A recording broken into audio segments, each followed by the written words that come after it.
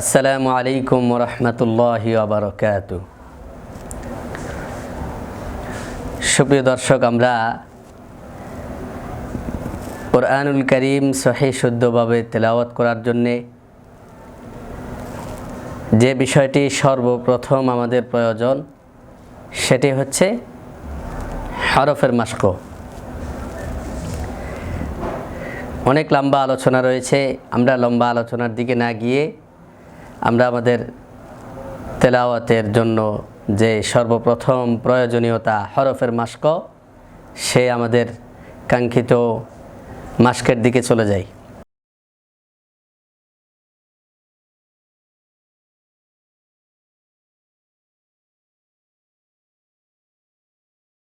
আরবি 29টি হরফ মোটা চিকন অনুযায়ী 3 ভাগে বিভক্ত।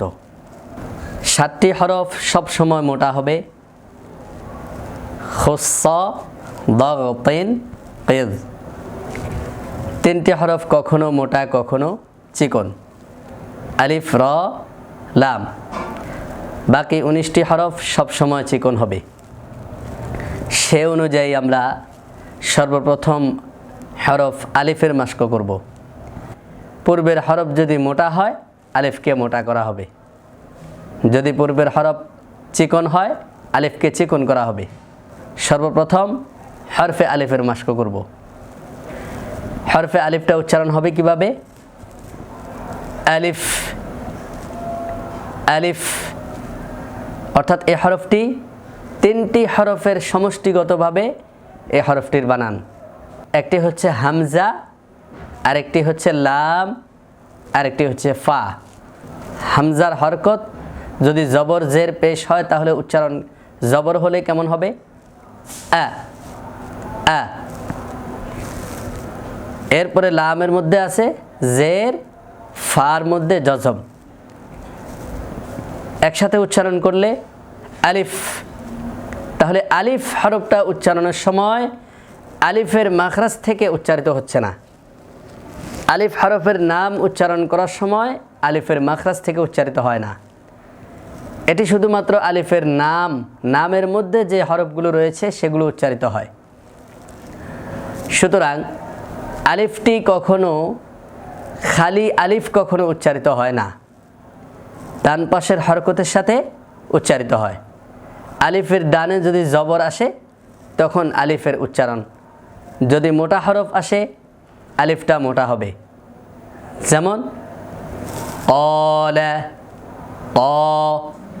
কফের জবর যদি আমরা উচ্চারণ করি ক, কিন্তু ক উচ্চারণের পরে যে আলিফের যে উচ্চারণটা হচ্ছে অ, অ, অ, এই উচ্চারণটাই হচ্ছে আলিফের উচ্চারণ। অর্থাৎ অ, এই উচ্চারণটা কেন আসছে? ডান পাশের হরফ মোটা হরফ, এজন্য। তদ্রূপ আমরা যদি ডান পাশের হরফের দিকে খেয়াল করি, ডান পাশের হরফ যদি বারিক হরফ হয়, চিকন হরফ হয়, যেমন চিকন হরফের মধ্যে একটি হরফ হলো কাফ। যদি আমরা কাফের সাথে উচ্চারণ করি আলিফকে, তাহলে কেমন হবে? কা, কানা, কানা। তাহলে কানা উচ্চারণ করার সময় কাফটা সর্বপ্রথম উচ্চারিত হচ্ছে, কা। কার পরে বাকি যে টানটা হচ্ছে আ, কা, আ। আলিফের উচ্চারণটা হচ্ছে এখানে আ, আ। এই উচ্চারণটা বারিক হচ্ছে। এই উচ্চারণটা আগে ছিল অ, এখন হচ্ছে আ। তাহলে আলিফের উচ্চারণটা ডান পাশের হরফের সাথে, ডান পাশের হরফের হরকতের সাথে উচ্চারিত হয়। তাহলে আমরা ডান পাশের হরকত যদি জবর হয় তাহলে তার উচ্চারণ হবে, আলিফের উচ্চারণটা তখন ডান পাশের হরকতের সাথে এক আলিফ টান হবে। আর এক আলিফ টান অর্থাৎ এখানে মূলত আলিফটা কিন্তু এক আলিফ টানে উচ্চারিত হয় না। আমরা জানি প্রত্যেকটি হরফ তার ফিতরতি উচ্চারণ হলো আদা আলিফ, অর্থাৎ এক আলিফের পরিমাণ হলো একটি বন্ধ আঙ্গুল খুলতে যতক্ষণ সময় লাগে, একটি বন্ধ আঙ্গুল খুলতে যতক্ষণ সময় লাগে। তাহলে একটি বন্ধ আঙ্গুল খুলতে যতক্ষণ সময় লাগে ততক্ষণ হলো এক আলিফ। তাহলে তার অর্ধেক হলো আদা আলিফ। ঠিক আদা আলিফ পরিমাণ প্রত্যেকটা হরফ উচ্চারিত হয়। তাহলে আমরা যদি কানা এক আলিফটা নিই, সেখানে কাফের আদা আলিফ, আলিফের আদা আলিফ দুটো মিলে এক আলিফ। তাহলে এখানে বাড়তি কোনো মত পাওয়া যাইতেছে না। সুতরাং আমরা বুঝতে পারলাম আলিফের আইনি উচ্চারণ আদা আলিফ এবং কাফের আইনি উচ্চারণ আদা আলিফ দুটো মিলে এক আলিফ। এখানে এক আলিফ মদ বলতে বাড়তি কোনো মত পাওয়া যায়নি। তাহলে আমরা উচ্চারণটা কিভাবে করব? কাফের আদা আলিফ টানবো, আলিফের আদা আলিফ টানবো। কিভাবে? কানা, কা, বা আলিফ জবর বা, বার জবর বামে খালি আলিফ, বা, বার জবর বামে খালি আলিফ, বা। এভাবে তার জবর বামে খালি আলিফ, তা, হার জবর বামে খালি আলিফ, হা, সিনের জবর বামে খালি আলিফ, সা। এই আলিফের উচ্চারণটা অনেকে জবর অর্থাৎ ডান পাশের হরফ যখন বা হয়, তো বাটা বারিক হরফ আমরা জানি, তো বার বারিক উচ্চারণ করতে গিয়ে বা জবর বা এটা না বলে বলে যে বা জবর ব্যা, ব্যা। এই ব্যটা হচ্ছে মূলত এমালায়ে সোগরা, এটা হাফসের মধ্যে জায়েজ নেই।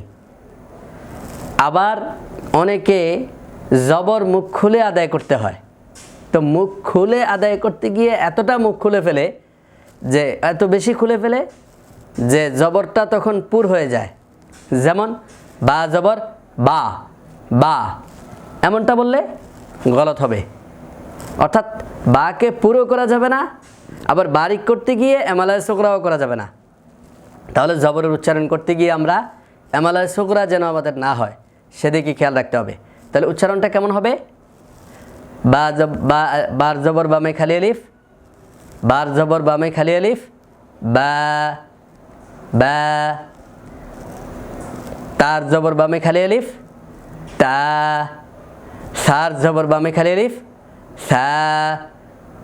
তাহলে আমরা বুঝতে পারলাম আলিফটা মোটা হরফে চিকন হরফের বাম পাশে যখন আসে তখন চিকন হয়, মোটা হরফের বাম পাশে অনুরূপভাবে কফের জবর বামে খালি আলিফ, ক, অর্থাৎ আলিফের উচ্চারণটা এরকম হচ্ছে। তাহলে দুটোটা মিলে উচ্চারণ কেমন হবে? ক, ক, কলা, কলা। বদ জবর বামে খালি আলিফ, ব, ব, বলেন, ব। তাহলে আলিফের উচ্চারণটা মোটা হচ্ছে। তাহলে আমরা বুঝতে পারলাম আলিফের উচ্চারণ কখনো মোটা হয়, কখনো চিকন হয়। মোটা হরফের বাম পাশে আসলে মোটা হয়, চিকন হরফের বাম পাশে আসলে চিকন হয়। মোটা হরফের বাম পাশে উচ্চারণের মিসাল কলা, চিকন হরফের বাম পাশে আলিফ আসলে আলিফ চিকন হয়, তার মিসাল হলো কানা, ওয়া কানা মিনাল কাফিরিন, ওয়া কানা মিনাল কাফিরিন। কানা, দালের জবর বামে খালি আলিফ, দা, যালিকাল কিতাবু, যালিকাল কিতাবু, যালিকাল, এমনটা হবে না, যালিকাল, দ্যা হবে না। আবার বেশি পুর করতে গিয়ে, বেশি মুখ খুলতে গিয়ে এতটা মুখ খোলা যাবে না যে দালটা পুর হয়ে যায়, দা, এমন না। আলিফ যেন কোনোভাবেই পুর না হয়। আলিফ মোটা হরফের বাম পাশে আসলে পুর হবে, কিন্তু চিকন হরফের বাম পাশে কখনো যেন পুর না হয়, এটা খেয়াল রাখতে হবে। চিকন হরফের বাম পাশে আলিফ যখন আসবে তখন যালিকা, আমাদের ব্যালেন্স ঠিক রাখতে হবে। মোটাও যেন না হয়ে যায়, আবার এমালায়ে সোগরাও যেন না হয়ে যায়। এমালায়ে সোগরা যেমন বাংলায় জফলা উচ্চারণের মতো। জফলা উচ্চারণ যেমন নাকি হামজা জবর, হামজা জবর আ, কিন্তু জফলা উচ্চারণ করলে এ, দাল জবর দা, জফলা উচ্চারণ করলে র্যা, র্যা যেন না হয়, ওটা খেয়াল রাখতে হবে। তাহলে দুদিকেই খেয়াল রাখতে হবে।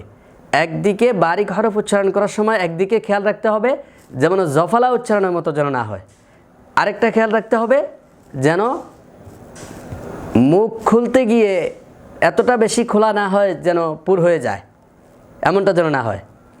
তাহলে ব্যালেন্স ঠিক রাখতে হবে। এখানে মুখকে অতটুকু খোলা যাবে চিকন হরফে, অর্থাৎ দুই ঠোঁটের মাঝখানে এতটুকু পরিমাণ খালি রাখতে হবে যতটুকু খালি রাখলে তার উচ্চারণটা বারিক থাকে।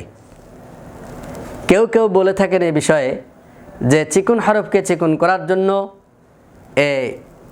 একটা ছোট আঙ্গুল দাঁতের মাঝখানে দিলে যে তার একটা, অর্থাৎ যতটুকু পরিমাণ মুখ খোলা যায় এতটুকু খুললে বারিক হয়।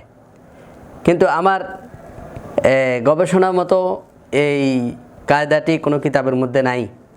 যেহেতু নাই, তাহলে আমরা এই একটা আঙ্গুল দিয়ে এটার হদ, এটার সীমা নির্ধারণ করা, এটার অধিকার আমার নাই। শুধুমাত্র মাখরাজ সিফত অনুযায়ী প্রত্যেকটা হরফকে তার মাখরাজ সিফত অনুযায়ী উচ্চারণ করলেই যথেষ্ট। হরফকে বারিক করার জন্য তার মাখরাজ সিফাতগুলো ফলো করলেই চলবে, হরফকে পুর করার জন্য তার মাখরাজ সিফাত ফলো করাই যথেষ্ট। এখানে আঙ্গুল দিয়ে হদ নির্ধারণ করার কোনো প্রয়োজনীয়তা নাই। সুতরাং আমরা খেয়াল করব আমাদের কতটুকু হরফের উচ্চারণটা মাখরাজ সিফাত অনুযায়ী হচ্ছে। তাহলে খেয়াল রাখব।